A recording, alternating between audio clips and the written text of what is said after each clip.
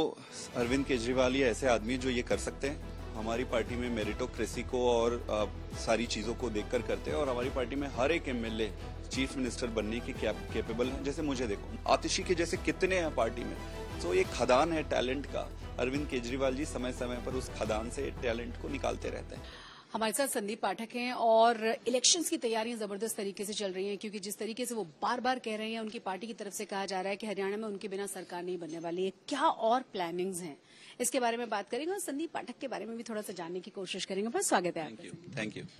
आप ना बहुत कम मैंने देखा है आपको मीडिया के सामने या कैमरे पे, मतलब क्या पीछे से सारा काम संभालते हैं? पार्टी जो भी काम देती है वो काम करते रहते हैं। मीडिया में थोड़ा कम आया।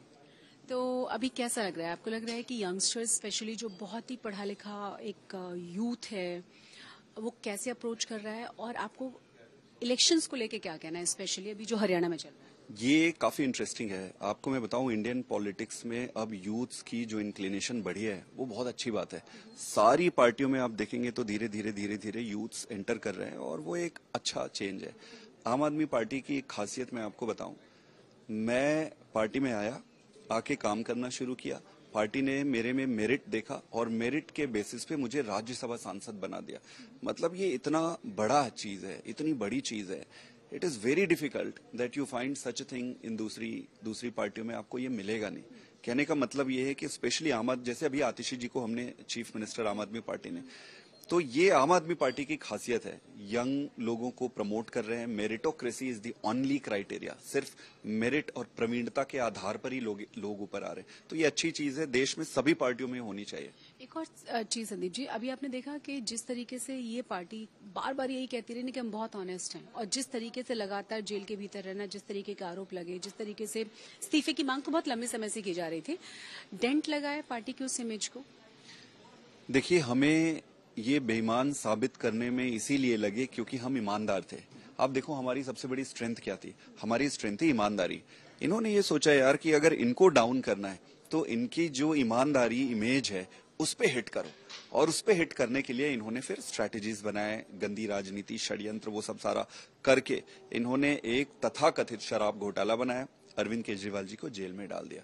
तो इनका पहला टारगेट ये था कि ईमानदारी पे अटैक करो, इनको बेईमान साबित करो, तो इनका जो यूएसपी है वो डाउन हो गया, पार्टी डाउन हो जाएगी।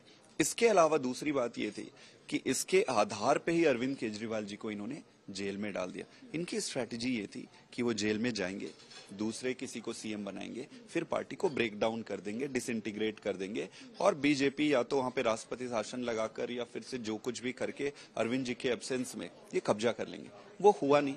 वो हुआ इसलिए नहीं क्योंकि जहां तक इनकी सोच पहुंचती है, अरविंद केजरीवाल वहां से सोचना शुरू करता है। मतलब पूरी तरह से उनका पार पाने में सक्षम है। आप सोचो ना, देखो, अरविंद केजरीवाल के अगर व्यक्तित्व को समझना है, मैं आपको बड़ी इंटरेस्टिंग चीज बता रहा हूं, तो इस दो घटना से आप समझ सकते हैं। पहला, जब वो जेल में थे तो क्यों रिजाइन नहीं किए, और जब छूट के आ गए तो भाई साहब जब आपको देने की जरूरत नहीं थी फिर आपने क्यों रिजाइन किया? जेल में इसलिए रिजाइन नहीं किए क्योंकि वो बीजेपी के स्ट्रैटेजी का हिस्सा था और उन पर एक प्रेशर था। तो अरविंद केजरीवाल हरियाणा का बेटा है, हरियाणा का खून दौड़ता है। प्रेशर में आके ऐसे वो नहीं टूटेगा, उसको दबाव डाल के आप नहीं डाल सकते। पहला। दूसरा पॉइंट ये था कि जिस तरीके से BJP state after state governments गिरा रही थी, वो जब दिल्ली पहुंचे तो अरविंद केजरीवाल जी की जिम्मेदारी थी कि इनकी जो सिनिस्टर प्लान है, गंदी जो स्ट्रैटेजीज हैं, उसको फेल करे।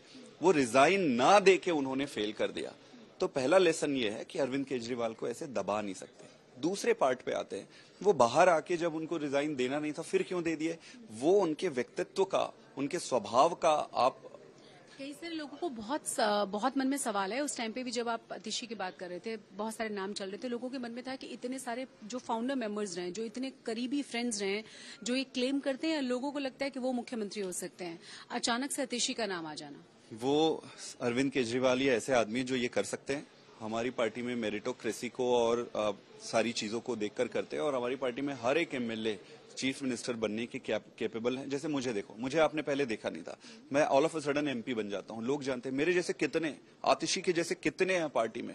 तो ये खदान है टैलेंट का। अरविंद केजरीवाल जी समय समय पर उस खदान से टैलेंट को निकालते रहते हैं।